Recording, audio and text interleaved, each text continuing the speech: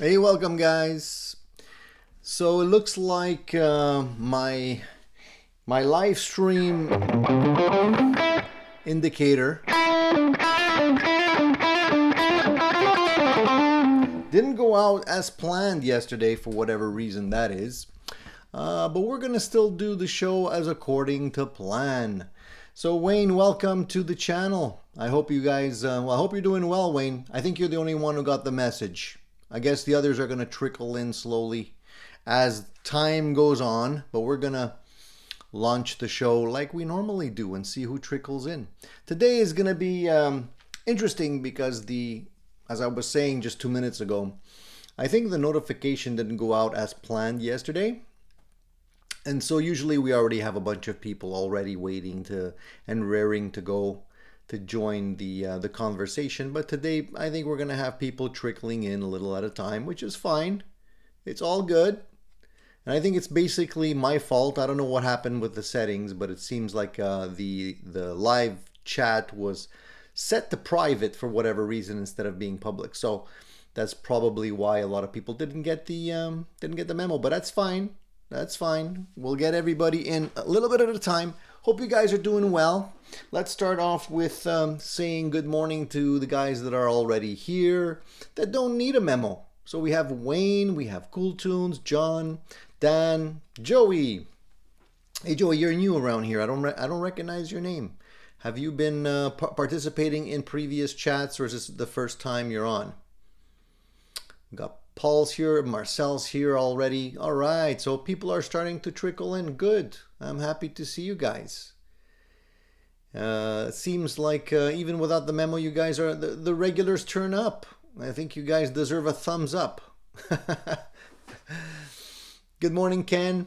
Hey, JP. How's it going, man? JP says, I don't need a memo. We don't need no stinking memos. Glad to hear it, man.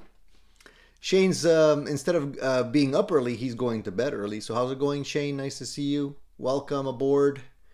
As I was telling the boys, I think what ended up happening yesterday is I didn't set one of the settings was probably not set correctly. So the notifications didn't go out like they normally do. But that's okay. Doesn't matter. It's all good. Hey Vox, I saw your photos on Instagram. Thank you for sending them. For whatever reason, though, I wasn't able to download the photos. I don't know why that is. I could look at them. I saw them the first time, went back. I wanted to download them to be able to show the boys, and it wouldn't let me for whatever reason. I don't know why. But we'll talk about it. For those of you who don't know, I usually ask you guys if you have a new gear this week. And Vox Guitars Rock beat me to the punch. He sent me a little memo on Instagram this morning. And he says that he picked up a Norman B770R, which is an acoustic guitar for those of you who are not familiar with the model number. And he picked it up at an estate sale for $140 with a hard case. That's a steal, man. How come I never get deals like that? Anyways, I did see the pictures, Vox. It looks like a very cool guitar. Congratulations on that find. You know what they say, you snooze, you lose, right?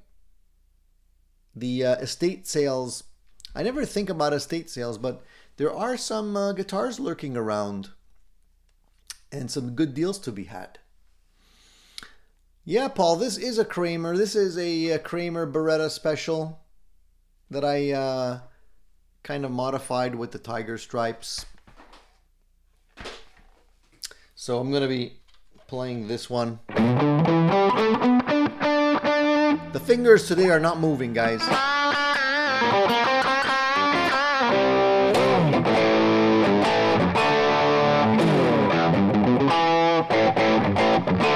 Rico has a picture of a guitar that looks a little bit like this, except a different white and black color scheme instead of this one.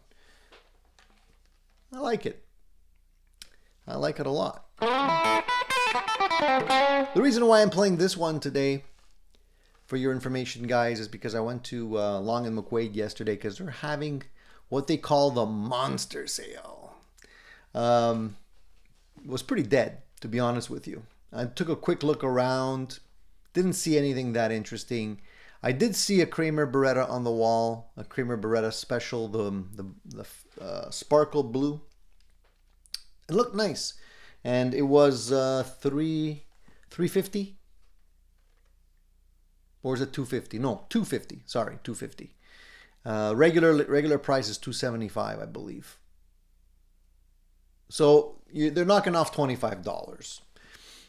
You know, would you say that's a monster sale? Not really.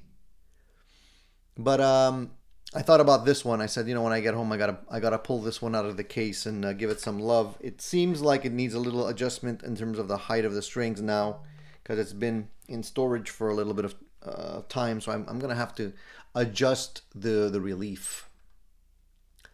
Rico, this one hasn't been modified. This one's the stock pickup.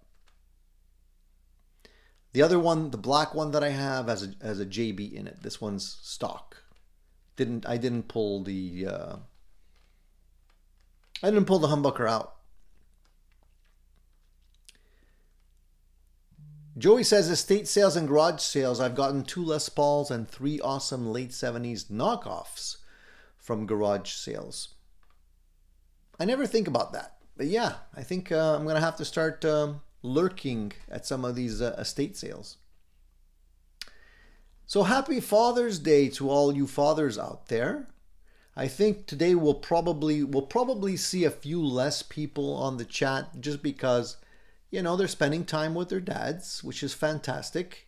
Highly recommend that they do that if you can, and celebrate the Father's Day. I'm going to be doing something with my kids later on today, but, you know, my mornings are reserved for you guys, so I hope you guys can at least drop in.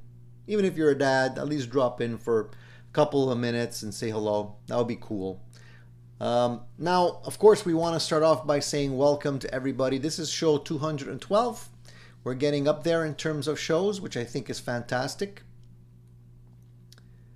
Vox says pictures resent with reply enabled. All right, let me take a look.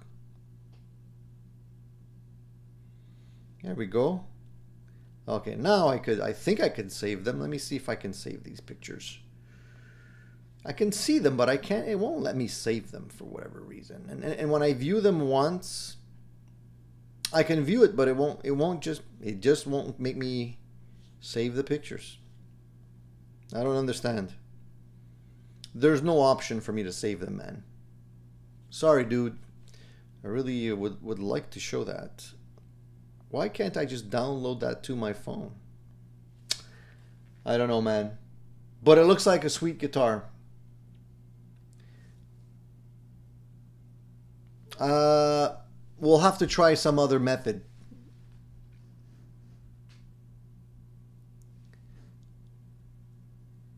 Yeah, Rico, I did wrap it. The guitar, the Beretta, is not a paint job. I wanted to do a paint job like this, like a, you know, tiger stripe. But I found an online supplier of these vinyl decals that are made specifically for guitars. I figured, let me see if it'll work. And I did it that way instead. And I figured that way it's better, because if ever I get sick of it, I can just take it off. You know, which I think is cool. I did the front and the back, as you can see. It's not a perfect match, but it's close enough. Gets me into that 80s vibe.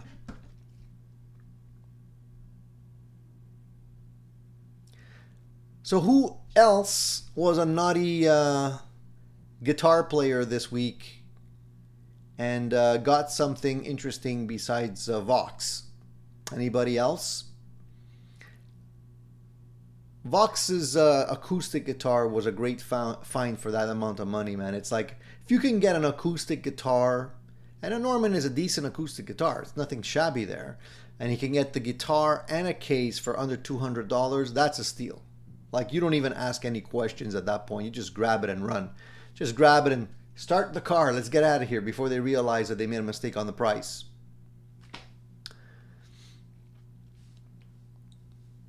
The neck on this Kramer compared to a Strat, Paul, is way thinner. A Strat is more round. This one's more flat. It definitely feels flatter to me.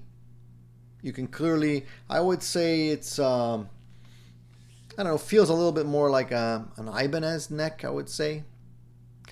Not much of a Strat rounded profile, more of a flat thing. But it's fun to play. I like it.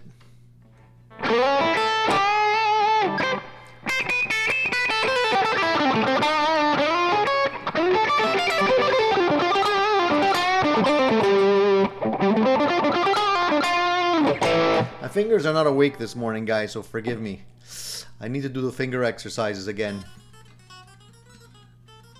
My sometimes in the summertime when things get humid, the joints get a little bit stiff. I don't know why that is. I don't know if you guys feel that too, but I'm starting to feel it already. So I have to kind of get the fingers nimble. And morning is not the best time to be playing guitar because everything's kind of like, you know. Hey, thanks, Marcel. Thanks for reminding the boys. Yeah, I would appreciate a thumbs up. That's always great. Always a great reminder. Thank you so much. So what else is new, guys? I think I got a few interesting things to talk about, but I'd like to hear from you guys first before I hog the channel with all my blah blah. Paul says that he ordered a Guinean, is that how you say it? Or Guinean GD28 Harry Show Fuzz. Part for part clone of the Dodd Carcosa. Even the casing looks the same. $40 plus with free shipping. That's a great deal, man. I haven't found a good use for a fuzz pedal yet. Like, I'm not big on fuzzes. Eventually, like, it's always nice to have one just in case you want to go that route, but I don't usually play fuzz pedals all that much. But for $40, heck, get one anyway, if it sounds good. Paul usually has good suggestions, so I trust him. If anybody here is into fuzz pedals, maybe you want to check that out for $40. All right. Thank you for that, Paul. Cooltoon says he's going to upgrade his Roland Cube to a Katana for my vacation home in Florida. Found one for $120. Is that the Katana 3 or is that the older Katana? I think what's going to happen now is that you're going to see, probably see a few people dumping the older ones because they want to upgrade to the version 3. So you probably will get them for good prices. They're not that expensive to start off with. If you can grab one for like $120, again, it's a no-brainer. It's a great little amp to have as a you know, a secondary backup, or for like practicing, or you know, just kicking around. Yeah, it's a good deal. It's good thinking. I think you're going to start seeing a lot more on the used market of the older ones. Danielle says he found a 2-year-old mint condition arch top guitar at 30% less than current price. It came with an 18-pound Carlton case. I don't see myself bringing it out too often. Why 18 pounds? What's the case made out of? Wow. What model archtop guitar was that? It must have been a pretty valuable instrument if they're carrying it around in an 18-pound case. Wow. Rico says, Tony, was it F1 in your city last week? Was it crazy? Yeah, it was. It was, Rico. Yeah, F1 is always nuts. If you're into that kind of thing, it's great. It's exciting. A lot of people, a lot of, you know, city buzz happening everywhere. All of the cafes are you know, bursting out at the seams with tourists and visitors. And so there's a lot of things to see and do. But if you're a local and you want to get around town and you don't want to deal with traffic and all that kind of stuff, it's a little bit of a nightmare, I got to be honest, depending on where you're trying to go. I had to go and pick up my amplifier. I don't know if you guys remember last week, I had mentioned that my amp, the Marshall, the Studio Vintage 20, was at the tech being looked at because it was the volume, the high volume and the low volume were not, they didn't have the same sweep. The low volume had to be cranked way higher than the high volume, and it was out of whack. So I brought it to my, call him my friend. He's a technician. The best probably guy that you want to bring your amps to in Montreal if you have an issue with a Marshall. His name is Rick Onslow. Anyways, Rick is located on a very, very busy street. And this street basically gets shut down to traffic in the summertime. They actually put these big planters at both ends of the street and turn it into like a pedestrian walkway. So if you're trying to get there by car, good luck, because there's no parking. Thanks to our lovely mayor who doesn't like cars and is doing everything she can to make the traffic situation and the parking situation even worse than it already is with all the construction. Anyways, so I went, and since it was F1 weekend, it was really hustle and bustle in that area. So I didn't even bother going to get the amplifier last week. And I went to get it this weekend. And he did a great job with it. He found the issue and what it turned out to be. If anybody else has an SV20 with this issue, what it ended up being was something very simple, but very easy to miss. And I could have probably fixed it myself if I knew where to look. But basically the input on those amplifiers have a little circuit board in the back of each one. And on the circuit board, there's a little component, and that component was placed in the circuit board, but was loose in the holes. It was never actually soldered down. So it was an intermittent thing. Depending on how the little legs that were going through the holes were moved, it would work or not work. And that's the funny thing, because when I brought it to him, I said, it doesn't sound right. And he goes, oh, no problem, I'll take a look at it. And he took a look at it and he called me back later and he's like, there's nothing wrong with your amp, it sounds fine. And I'm like, that's impossible. It doesn't sound fine at all, So I said, it's surely an intermittent problem. So he started to look at it, and sure enough, he found it, fixed it. Easy thing, easy peasy. And now the amp is back where it belongs, right there. Right there. And I've been playing it and it sounds great. It's a fire breather for sure. Very loud. I forgot how loud it is. But it sounds great. So now I'm going to get some playing time with the Marshall again and really enjoy that as much as I can.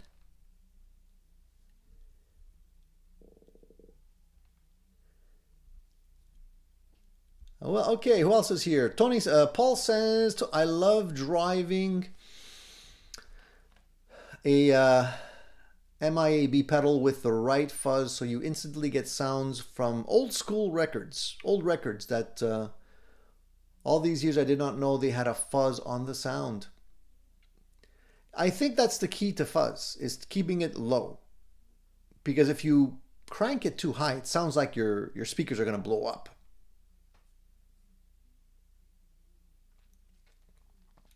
I don't know the answer to that question, Rico, if you can upgrade the software. I don't think you can. I think it's hardware. I think if you have the old V1, V2 Katanas, you're kind of stuck with them. They may have done upgrades to the software, but I don't think it encompasses everything that they've upgraded. So a lot of the other things that they've changed on the version 3 models is probably hardware.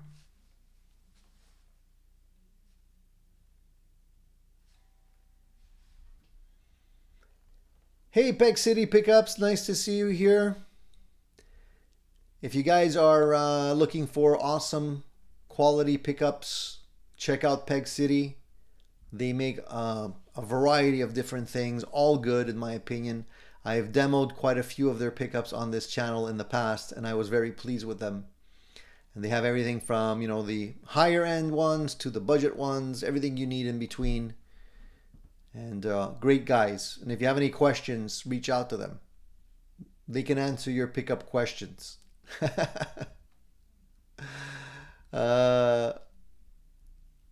If you have any questions, somebody was asking whether or not I upgraded the pickups on this one, and I didn't. I mentioned that I didn't. This is a stock pickup. But maybe if anybody's looking for a higher output pickup, you can check out what Peg City has to offer. So there was a poll question this week. I posted the poll question rather early. So many of you may not have seen it. If you have, the question was pretty simple. It was how much of the 10,000 hours of practice time have you guys put in so far? Or do you estimate that you guys put in so far? Because you know what the old saying is that you have to put in 10,000 hours of practice time or study time or work into becoming an expert at something. And I think that's true even with playing guitar. So maybe take a moment, do the math, figure out, so far what you estimate you've put in terms of practice time. I guarantee I'm pretty far from the 10,000 hours, especially these days. If I touch a guitar, it's not really for practicing, unfortunately. So I'm not really adding to the 10,000 hour odometer at this stage. I should be though. It'd make my fingers move a little bit easier than they are now. Danielle says he has an original Katana 50. Last firmware update I installed was 4.0, and that was from December 2019. Last time I checked, that was the latest. Okay, so that's already quite a few years old. So maybe they stopped upgrading those older katanas, and that's why they released version 3 now. Interesting. Mad Max is busy at work. He's soldering new pots and switches on 2 Telecasters. That's always fun. I love doing that kind of stuff. Max is saying it's so much fun, and he has a funny face there emoji, but I like doing that stuff. Maybe it's just me, I'm a geek, but it feels so satisfying when you can put some new pots and switches in a guitar. Doesn't it feel better? At least psychologically after you're done doing the upgrade. It has something, I don't know, it's just something. John ZD351 says he put in at least 14 hours. That's a start. You gotta start somewhere, man. Hey, look, I've been playing guitar since what? I've been maybe 13. Let's do the math. Let's break out the calculator. I was never good at mental math, so let's do this. So I've been playing on and off for 41 years. I figure how many minutes per day? Who knows, man? We can even ask Siri. Hey Siri, how many days in 41 years? So that's 14,974 days. 14,974. All right. So let's do that. 14,974. Let's say, on average, even if you put in 10 minutes a day, that's nothing. 10 minutes a day. But let's say 10 minutes a day. That's 149,740 minutes, and we'll do 60. That's only 2,495 hours. That's nothing. That's way far from 10,000. So I'm estimating, the days I don't touch the guitar, the days I do touch the guitar, it probably averages out to 10 minutes a day. So that means I'm probably at under 3,000 hours so far after 41 years. So I got a lot more work to do, it looks like.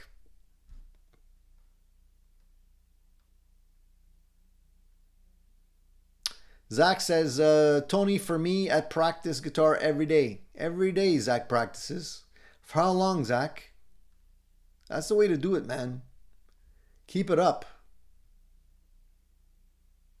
And Max says he still uses his old 2010 Line 6 Spider 75 watt modeling amp. Still has over 700 plus tones and effects in it. You know, and some of the old gear is still good. I mean, it might be outdated to a certain degree, and you know, sounds are always getting better. But I think overall, you can still get some good sounds out of these units. Yeah, Music and Gear. He says, I'm here. Sorry, YouTube didn't show anything about the show. Looking for the link. Yeah, I'm sorry, man. That wasn't YouTube's fault. It's actually my fault. I actually did the whole thing, set up the show, and I forgot to publish. So it didn't. It was probably not showing up in the feeds, unfortunately. So it's my fault. This time it's not YouTube's fault.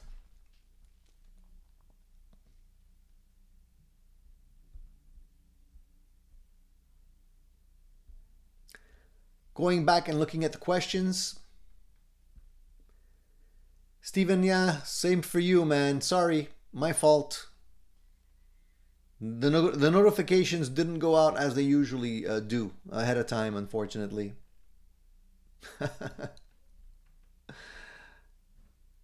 Wayne says rattle cans suck, period. One wrong spit out can look like crap if it's metallic. Good luck making it look good. Yeah, metallic is probably the toughest paint to fix if there's a splatter or if a fly lands on it or something, if there's a speck of dust. So if you're trying rattle cans at home, you want to make sure that you have a very clean environment, not in a dusty or windy place.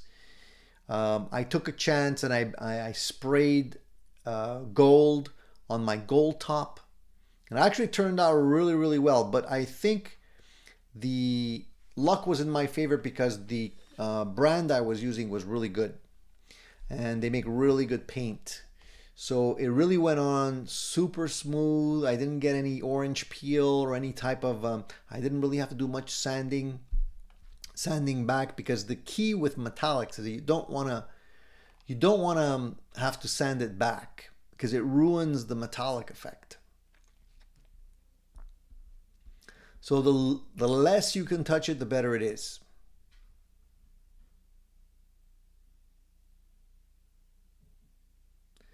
Vinny's World has a question. So here's a question, he says, maybe a hot take. What's the deal with the Lanny Loud pedal? Is it just me? It really doesn't seem as special as it's hyped up to be. You know, Vinny, how can I put this? There is definitely a lot of hype out there. There's a lot of stuff that, you know, gets promoted. I'm going to say, I'll be very honest. As a YouTuber, there's a lot of companies out there that are looking for influencers, right? So what they'll do is they'll blanket ship a new product like the Lanny Loud pedal to as many influencers as they can. And of course, they're going to give it to them for free. And you want to, you know, they're going to be making videos for the product, and they're going to try to make the video as favorable to the company, right? To the product. They're not going to say it sucks. They're not going to say it's not that good. They're going to try and make a video to shine it in the best light. Now, does that mean that the product is really good? Not necessarily. And just because everybody's talking about it at the same time is not coincidence at all. Everybody's getting them at the same time, you know. So you have to take that with a grain of salt. And I wouldn't go out and buy anything really without trying it first. I know sometimes you can't do that because for whatever reason they're not available. You have to order them online. So you go by what people are telling you online. But it's, you know, it's difficult to make a buying decision when you're buying something through somebody else's reviews and playing, because they're going to be playing it and making sure it sounds good. They're going to be playing it with a backing track. They're going to be tweaking it with their DAW and their effects and the EQ and all that, so that you can get it to sound good. But out of the box, it might not sound great. It might not do what you want. Case in point, I won't name names. I'll be fair, and I'm not going to name names, but I can clearly tell you, 3 or 4 different products that fell into that category that I've seen and that I've tried firsthand. So I know what they sound like. So you have to be careful, man. It's just whenever you're thinking about getting something, sleep on it. If you can't buy it or try it before you buy it, sleep on it.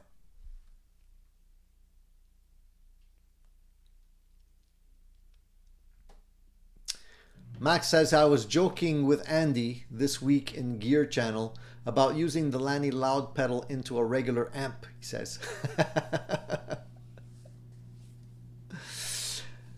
Eddie said, I think Lanny pedal amps are great, but the loud pedal is a pass for me. I like the amps too. I think they make great amps. Alex, you're right. It's the latest thing going around all the YouTube channels. Exactly. So, you guys know the drill. I mean, I don't think anybody's going to pull the wool over your eyes. You want to try and, if you're going to listen to somebody or have somebody influence you, at least, listen to the people that you trust.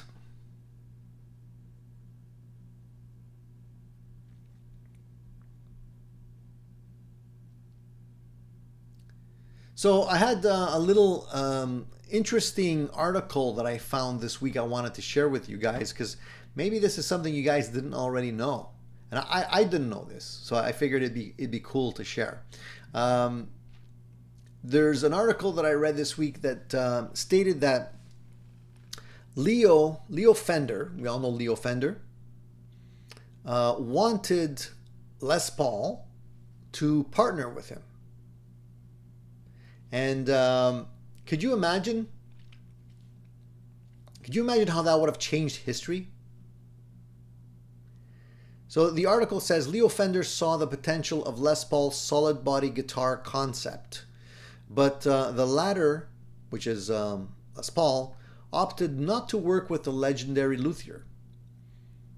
So apparently a recently resurfaced interview has detailed how Leo Fender wanted to work with Les Paul long before Gibson was convinced of his electric guitar concept. So the Les Paul may have gone on to become what is arguably Gibson's most famous and iconic instrument. But there was a brief period where Fender tried to ally with Les Paul himself to develop his solid body guitar. It was a prototype back then. So apparently Les wasn't interested. They were friends. They were friendly with one another at the time. But for whatever reason, Fender was a businessman after all, and he smelled an opportunity with the guitar. And he wanted to partner with him. But apparently it didn't work. Apparently Les Paul viewed the offer with trepidation. Since the main reason for that is because Leo wasn't really a guitarist. That's the thing that a lot of people don't realize about Leo Fender. He wasn't a guitarist.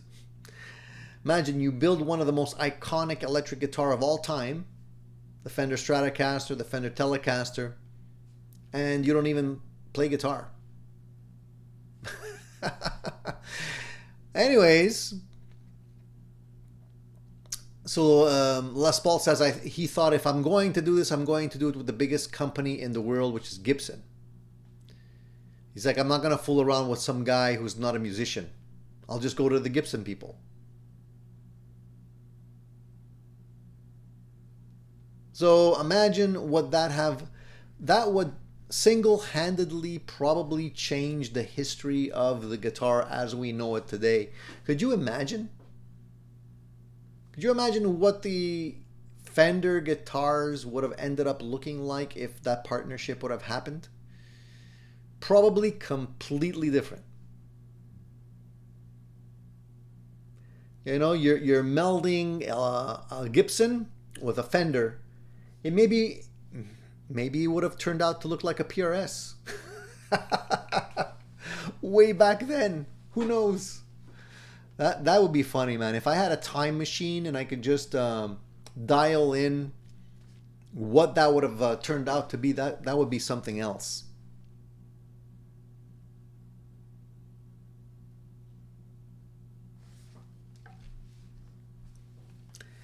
Eddie, I think you're right. The G&L guitars are more Fender than today's Fender guitars. Well, actually, correction. I don't think they're more Fender today, but when Leo was still alive and when he was running G&L, those guitars were amazing. I had purchased a beautiful G&L Stratocaster, and still today I regret selling it. I shouldn't have sold it. I remember picking it up back in the day with $1,400, which was a lot of money, substantial amount of money back in the day, and I bought it brand new right off the shelf. It was a beautiful, like an orange sunburst Stratocaster where you can see the grain, maple neck, and it played like butter. It was great, and they were still being made by Leo at the time. So those were great guitars. They were still being made by hand. Smaller quantity, handmade, like back in the day. And I love that guitar. I can still remember what it smelled like. It smelled great. And I ended up selling it and regret it. That was a great guitar. Now the newer G&Ls, I'm not saying are not good guitars. They are, but they're not being made the same way. So in my opinion, I think the earlier ones were better.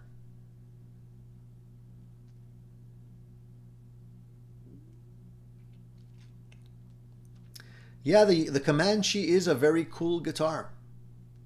They have a lot of nice guitars. I had a nice G&L Telecaster style guitar with humbuckers in it for a short amount of time, and I liked that guitar. It felt really nice, played really nice too. And you know, having a Telecaster body with humbuckers in it, that was a cool thing for me.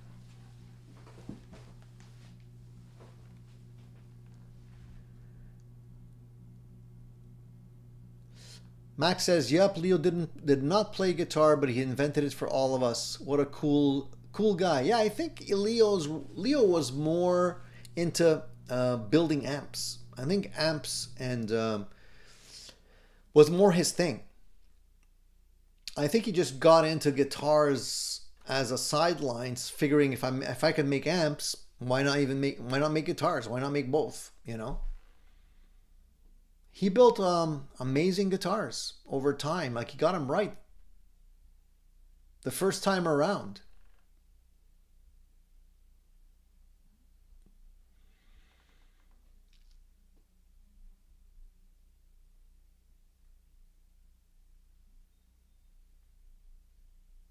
Just looking at the previous comments here.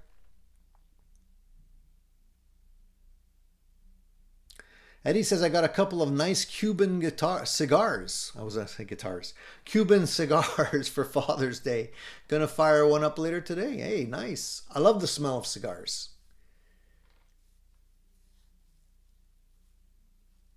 Very nice. That's a nice gift, man.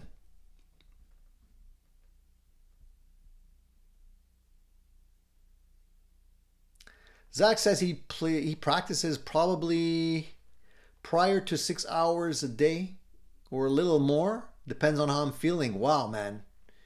Dude, that's serious practice time. I'm sure if you're putting in 6 hours a day, you got quite a few chops. I'm pretty sure of that.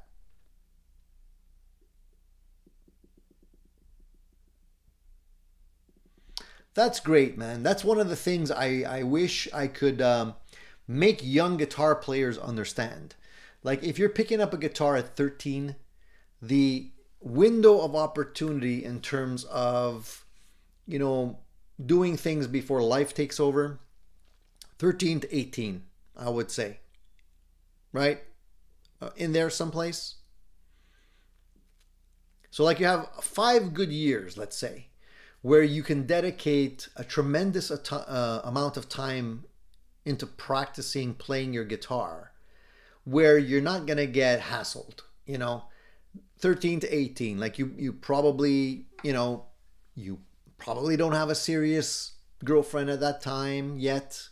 So you're kind of free to dedicate your time to practicing. And, you can spend 2, 3, 4 hours a day just playing guitar and nobody's going to say anything, as long as you do other things, you're doing your homework, you're doing chores or whatever you need to be doing. But, if you're practicing 3, 4 hours a day, that's doable.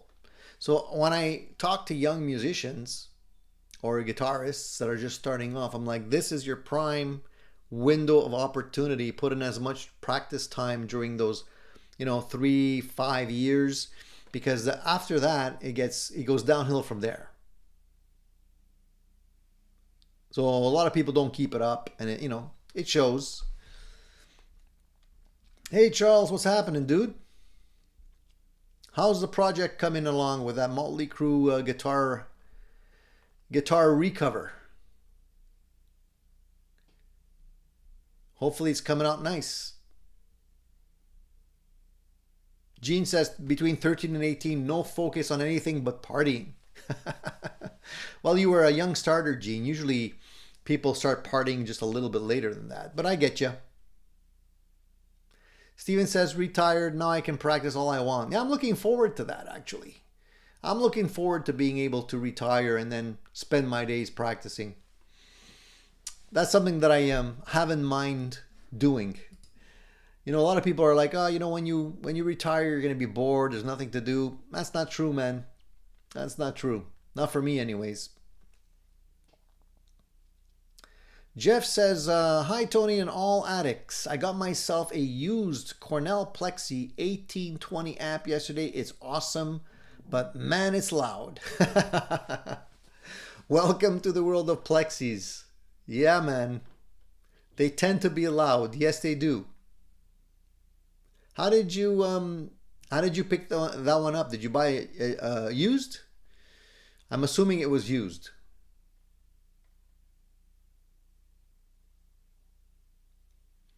They are loud, man. Even at 20 watts, they're extremely loud. I was playing my the Studio Vintage yesterday because I got it back from the tech, and I kept getting notifications on my Apple Watch saying that I'm in a loud environment. It would buzz every few minutes telling me it was just too loud. But what am I supposed to do? Charles says the guitar recover Motley Crue guitar is done, delivered, and loved by the owner. Awesome, dude.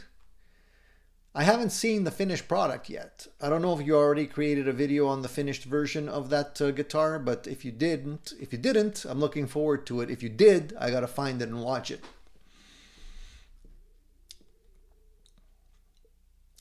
For those of you that have no clue what I'm talking about here, Charles75N on his channel recovers guitars and does a fabric cover. Like if you want something like this, he can put something on your guitar that is a fabric, and he refinishes the guitar so it looks really cool. And he started one for a client or a friend, which was a kind of a Kramer like this one actually, and he wanted to put a Motley Crue t-shirt on it. Looked really cool. How long does it take you, Charles, to actually go from point A to point Z on a project like that? How many hours?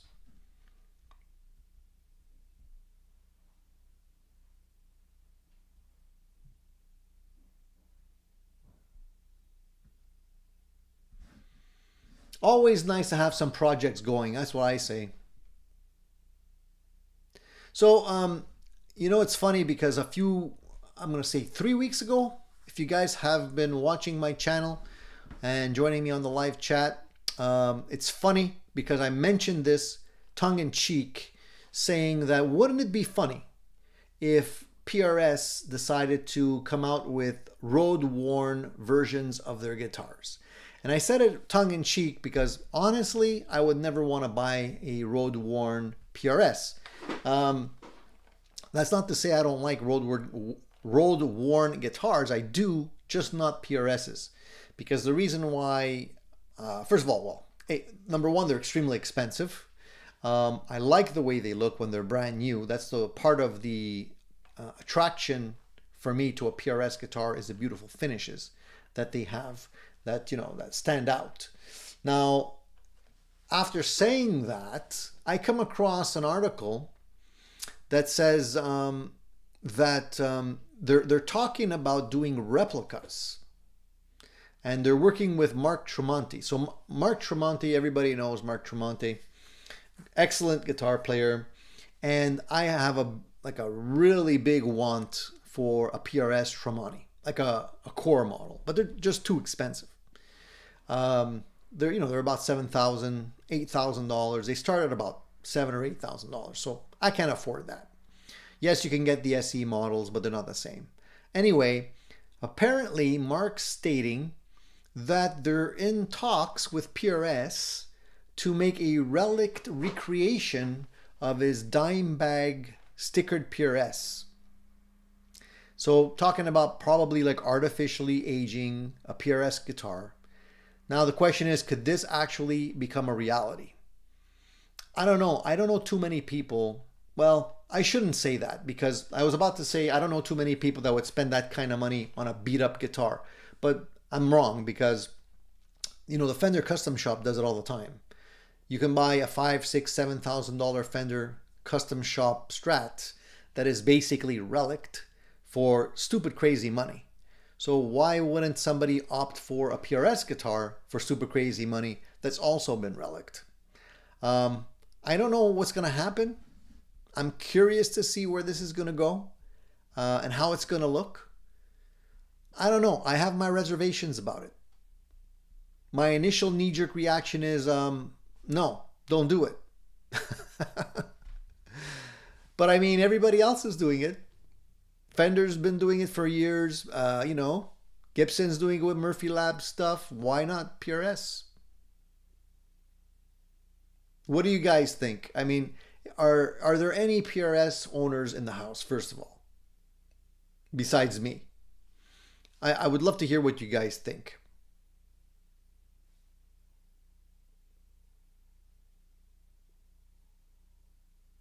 And the thing is, I don't know how deep this goes, but you know, the Silver Sky is a good canvas for relicking because it does look like a Strat. And I believe back in 2019, some retailer offered an unofficial custom age job on a Silver Sky for $400, so that you can get it relict for an additional $400. Now, what they're saying is that this latest thing with Tremonti is not the same. Apparently, they're saying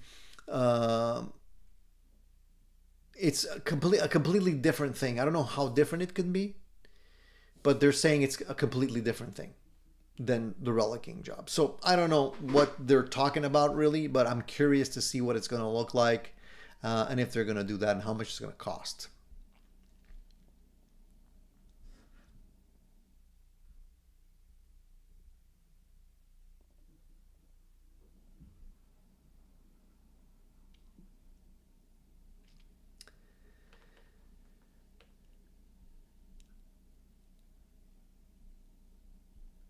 Vinny's World says PRS is going to have to shake off that beautiful swimming in clear reputation, though. That's the thing. That's their claim to fame, right? So a lot of people that are hardcore PRS fans are so because of the fact that they have really beautiful finishes. That's the reason why they like them in the first place, including me. So now if you're going to get rid of that, you're going to have to appeal to a completely different demographic of people. I don't know. I like mine shiny and flamey too, Vinny.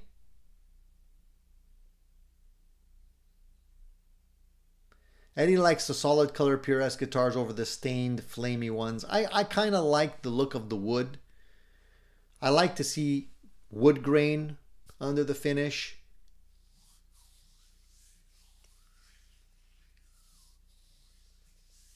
Paul says, decades ago, a guy might bang on a guitar bit, but all his money went into stamp or coin collecting. Those guys now buy guitars. I got a funny story for you, Paul. If I still have it. Hold on. I know I have it somewhere. Here, I got to share this with you guys because it blew my socks off. Let me just find it, all right? Talk amongst yourselves. It won't take me more than a minute.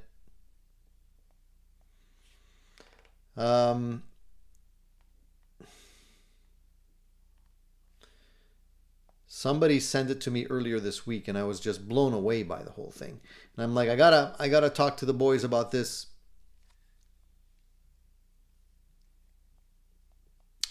Here it is. So basically it's a story. If you're into jazz, this is how the story goes. I'll read it to you, all right? It's a short thing, but it's funny because it's another passion of mine. So it says, in 1963, a young jazz musician named Herbie was just beginning his career and spent his first royalty check on financing a new AC Cobra for $6,000. So when we say AC Cobra, we're talking about a Shelby Cobra. We're talking about a car. And the jazz musician that we're talking about is Herbie Hancock. This is 1963, okay? So $6,000 in the 60s was still a large amount of money. But so he financed the AC Cobra for $6,000 after a friend told him it was better than a Ferrari and that the station wagon Herbie wanted wasn't cool. So it was the sixth Cobra ever built, and it was his daily driver for many years.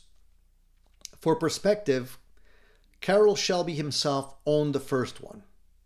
One night long ago, this car drag raced Miles Davis on the street of Chicago and easily beat the Maserati that Davies was driving. So Miles Davis, the jazz musician, had a Maserati. They went head to head with the cars, and the Cobra blew the Maserati away.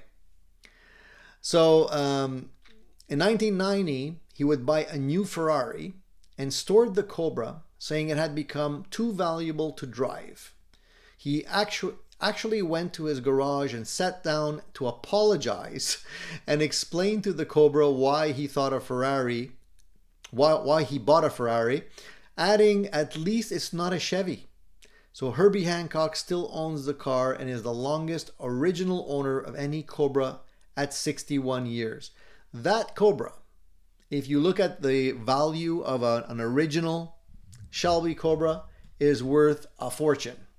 So Herbie made the right decision spending that $6,000 on that car in 1961. And that's probably a very sweet nest egg that he's going to have whenever he wants to retire. I don't know what the going rate on an original Cobra is these days, but it's probably in the millions. You know, maybe in the multi-millions now because they're so rare. Anyway, man, crazy story because I love Shelby Cobras. You know, if I had guitars and Cobras, that would be what I would spend my time and money on if I was an Uber billionaire. Unfortunately, I'm not. So, getting back to guitars.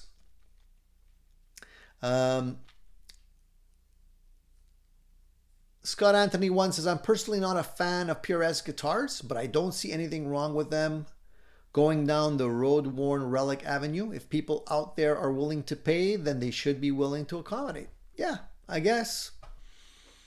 I mean, then why not just buy one and relic it yourself? Just saying those words makes me shiver. I wouldn't want to do that to a beautiful guitar like that.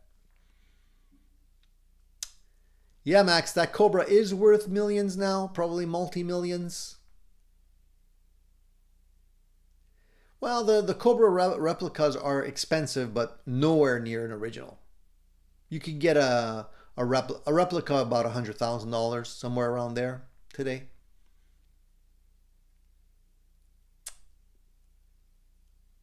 So very, you know, one of those funny stories I had to share. Vinny says PRS started using a different nitro clear for the Joe Walsh model and similarly spec'd wood library models, but I've heard from more than one dealer that the checking confuses customers. Yeah, I mean, if you want to buy a PRS, you don't want to have your guitar checking by itself. That's going to be a nasty surprise.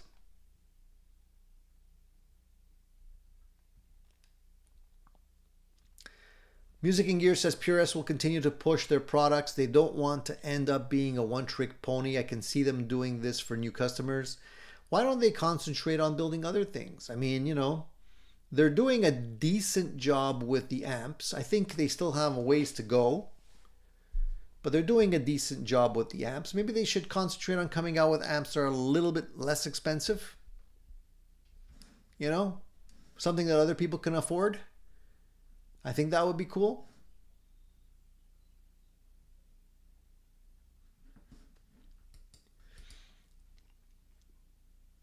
So some sad news out of the Bon Jovi camp, if there's any Bon Jovi fans here.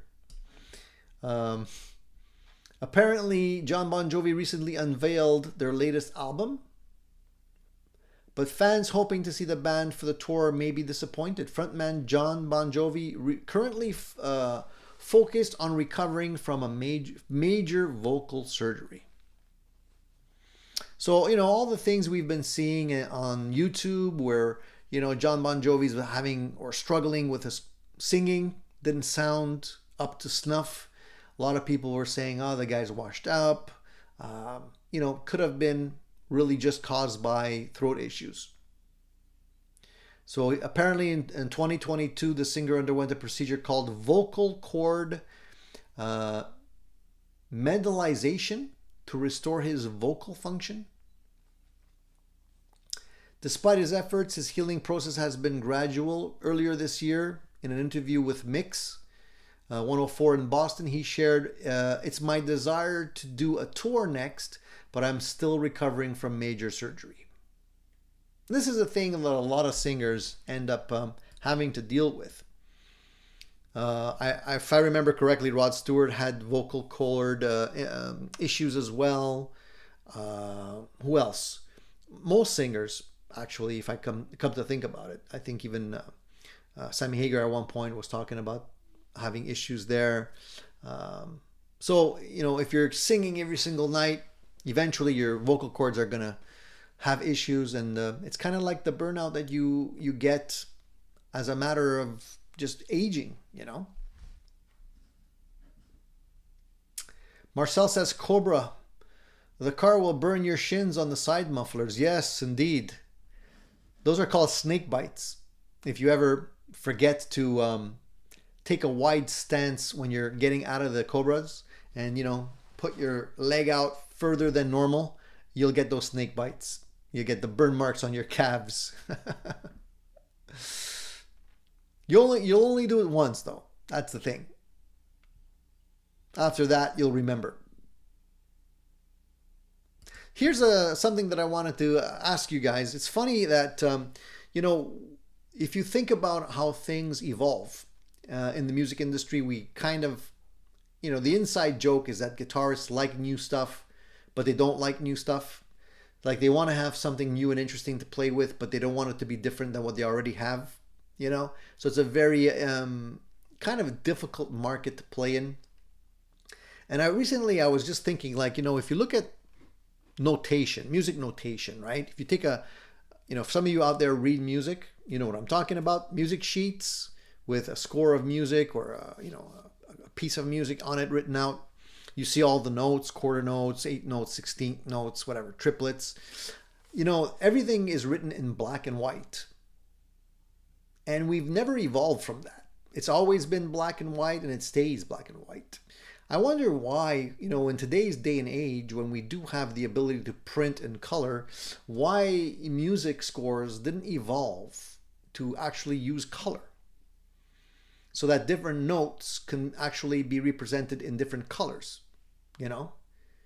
So you have the scale, right? Do, re, mi, fa, sol, la, si, do, or E, F, G, A, B, C, D, G, whatever it is, going up and down. Like, you know, you do have the little dots on the staff, right? You can see the notes as they're written out. But wouldn't it be easier if you have the notes written out and they're also in different colors? So let's say an E note is purple, an A note is green, you know, whatever. An F is red. You know, wouldn't that make things easier?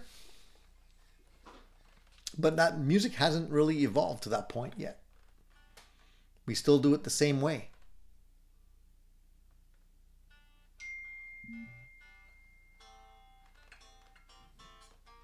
Max says, hey Tony, you play any jazz stuff by Charlie Christian or Wes No, not really, man. I'm not really a jazz player. I'd love to be a jazz player. Beautiful chords. But no, unfortunately. I struggle with the basics. But I like listening to them.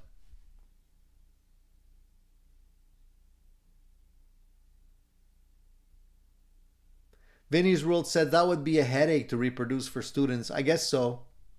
It wouldn't be easy, that's for sure.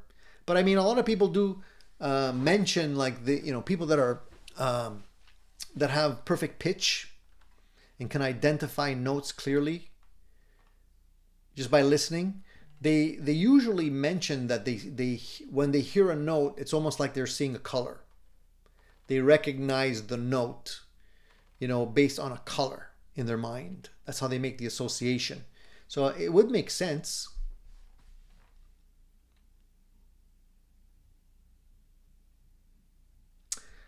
Steven says, I actually used colored notes for MIDI on an old Apple II GS. The different colors represented different voicings. There you go. Somebody's using the old noggin.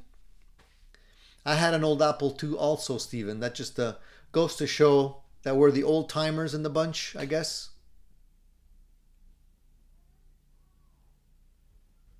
And I like that thing too.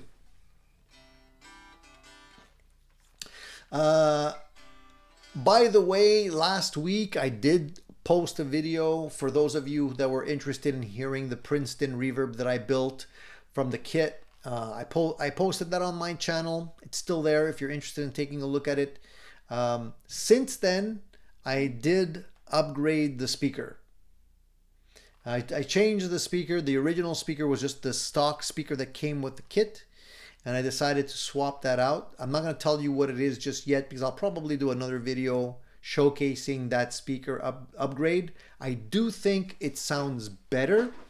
It's less, how can I put this? A little less rough around the edges. It handles the low notes better. It doesn't become as flabby on the bottom end. And I think overall it was a worthwhile upgrade. But I wanted to break it in a little bit more. And then I'll share that with you guys.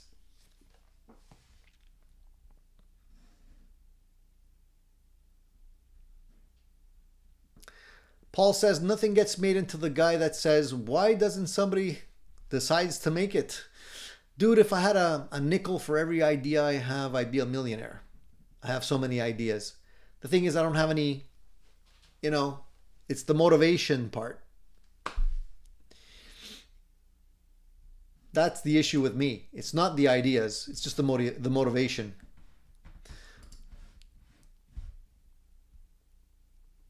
So for any of you out there that are big Queen fans, you know, Brian May definitely has one of the most distinct sounds when it comes to guitar players. You know, he has his custom built guitar. He has his Vox amplifiers cranked to the hilt. And it's a sweet sound. I mean, a lot of people do like that sound. And I think it sounds awesome. Not an easy sound to get.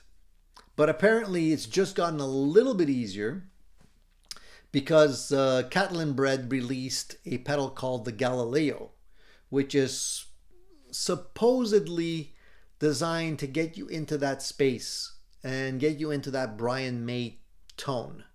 So I don't know how worthwhile it's going to be as an everyday pedal if you're not playing in a cover band, or you know, if you're playing in a Queen cover band, that's something you probably want to have on your pedal board. But on a day-to-day basis, perhaps you don't really need it. But if you ever are looking for that tone, check it out. It's called the Galileo from Catalan Bread. And those guys make some really sweet sounding pedals as well. Now, I don't know how much the pedal costs. I think it's about 180 bucks, $200. It's usually around that price.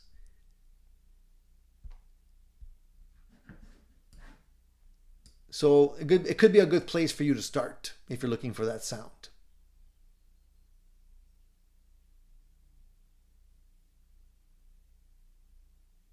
Eddie says, reading music is not unlike reading words on a page. You don't need certain words to be in color. It's kind of like that, but I get what you're saying.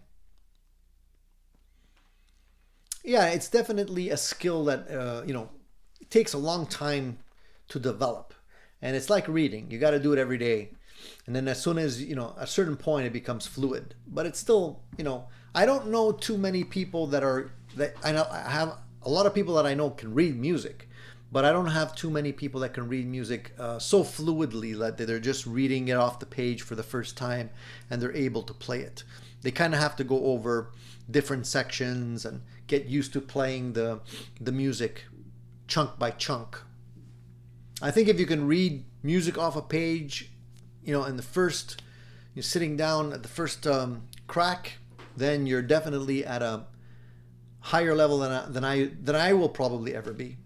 I haven't developed that skill.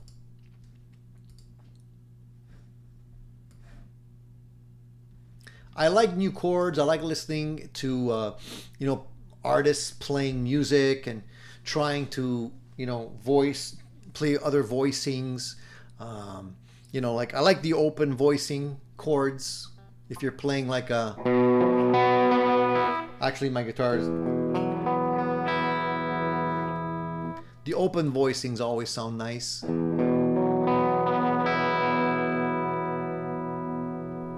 Something like that,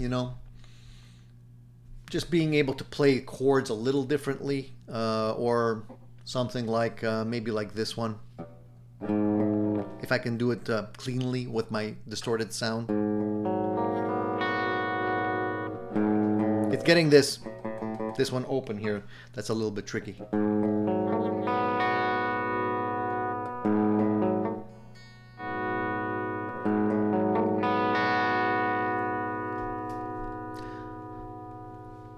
It's fun to play different voicings, but it's the fingers don't always cooperate so early in the morning.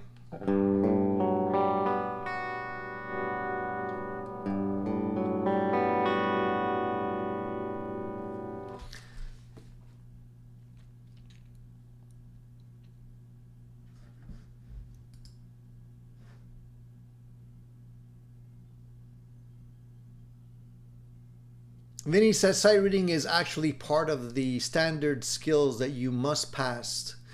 Yeah, if you're into doing any type of serious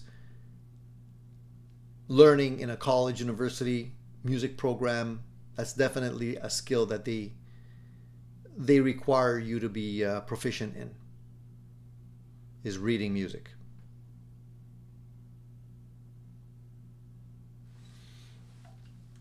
All right, shall we get to the poll question, guys? Let's do it.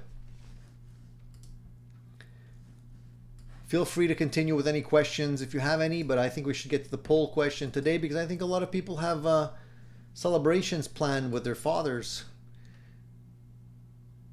and might need to get out of here. So let's jump into it.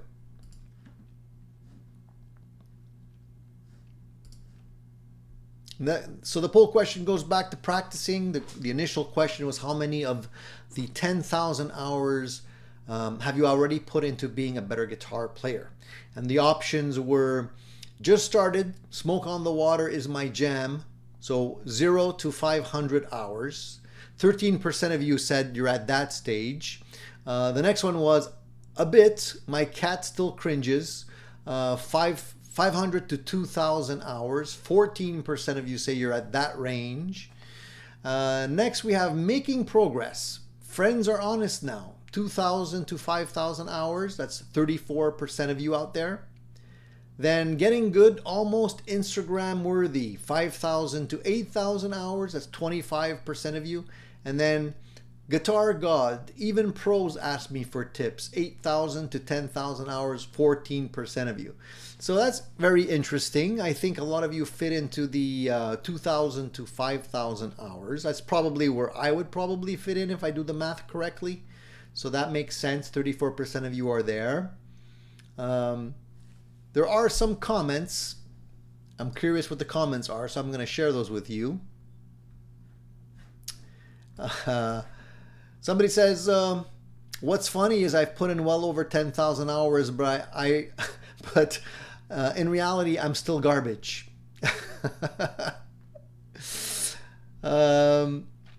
Somebody else says, I stopped worrying about being a better player well over 10,000 hours ago. That's helped a lot. And of course, somebody says perfect practice makes perfect players. So yeah, interesting. Okay, so that was the poll question for this week. I appreciate you guys that took the time to answer that poll question. So I think that's it for today. I think we're going to cut it a little short. I know that we got off to a rough start this morning with the notification not going out and all of that, but I do appreciate you guys being able to drop in regardless and spend some time with us today. I think it was well worth, getting up a little bit earlier and setting some time in your day for a little gear chat. So I appreciate you guys that stopped by. I want to wish you guys an awesome Father's Day. Hopefully, if you guys are dads, you're going to be appreciated with love and, kisses and gifts and whatever it is with your family today. Take advantage of that and soak it all in because it's awesome. And if your dad's still around, go and see Pops. Give him a hug. Tell him you love him. And spend some time with him. I think it's going to make him extremely happy. All right, guys.